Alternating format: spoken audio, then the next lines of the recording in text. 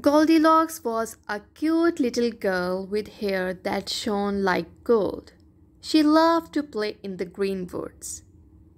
One day she went too deep into the woods and couldn't find her way out.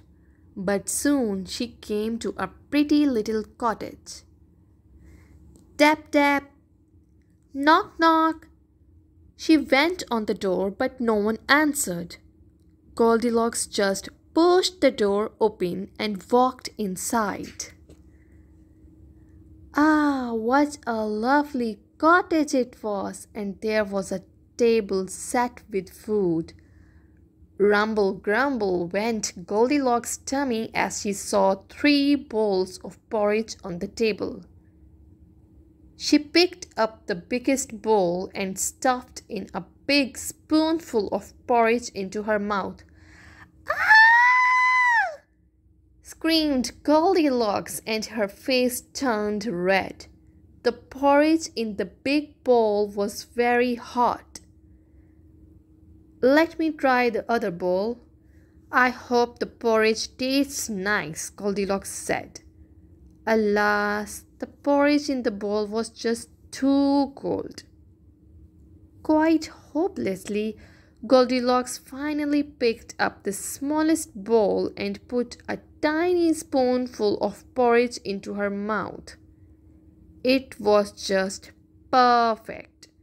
Warm and sweet porridge, just the way she liked it. Goldilocks happily ate up all the porridge from the bowl. Little Goldilocks then went about exploring the charming cottage.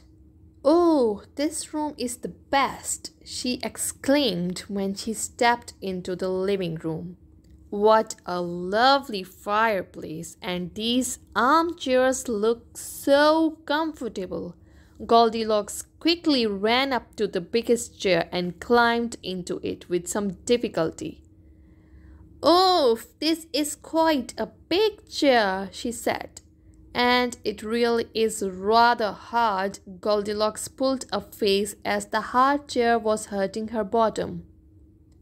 Then she got up into the soft-looking armchair. Whoosh! Squish! She sank into its cushions. Goldilocks could hardly sit at all. It was like getting buried in a cloud of soft, puffy cotton. This one should be all right, she thought, moving towards the smallest chair in the room. It looked like it belonged to a child.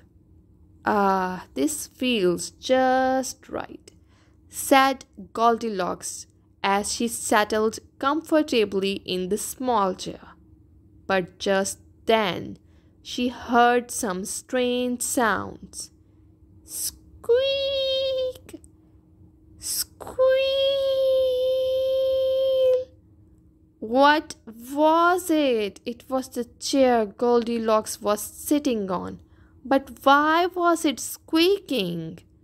Because she was just too heavy for it. Crack! Went the chair and broke into pieces. Now Goldilocks was upset and tired and very, very sleepy. It had been quite an adventure.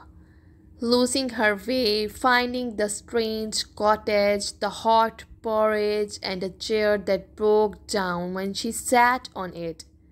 She found her way to the bedroom, up the stairs, and went and lay down on the biggest bed.